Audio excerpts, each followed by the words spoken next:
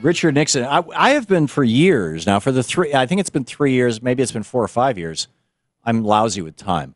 But it's been a few years since the LBJ Library published the tapes of Lyndon Johnson talking to Everett Dirksen, among others. He's talking to McGeorge Bundy. He's talking to Everett Dirksen. He talks to actually Richard Nixon even about Nixon cutting a deal through Anna Chennault, I guess, was in fact his person to stop the South Vietnamese from having peace with the North Vietnamese in 1968. LBJ had actually worked out peace. The end of the Vietnam War in 1968. At that point in time, only 20-some-odd thousand Americans were dead, probably only about 1 million Vietnamese. You know, half of the war deaths were yet to come, more than half. And LBJ had negotiated peace, and he was going to announce it in September, October of 1968, which would catapult his vice president, Hubert Humphrey, right into the White House. It was the right thing to do, and it was politically the right thing to do. I mean, he'd been trying to get this peace for several years. And he finally got it. And Richard Nixon blew it up.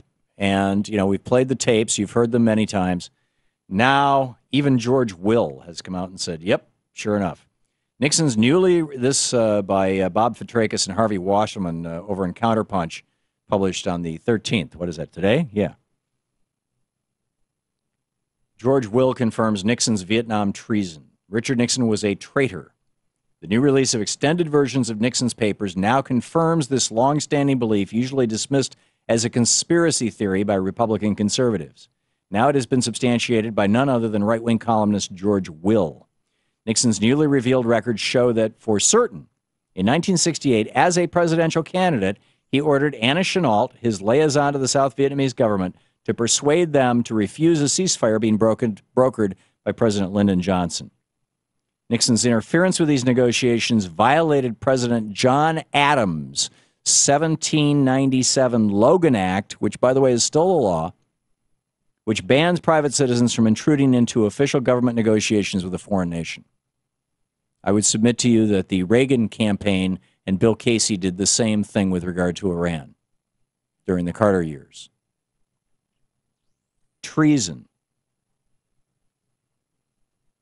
Will's column confirms that Nixon feared public disclosure of his role in sabotaging the 68 peace talks, that he established a plumbers unit to stop potential leaks of information that might damage him, including documentation he thought the Brookings Institution had, which is why they broke into the Brookings Institution.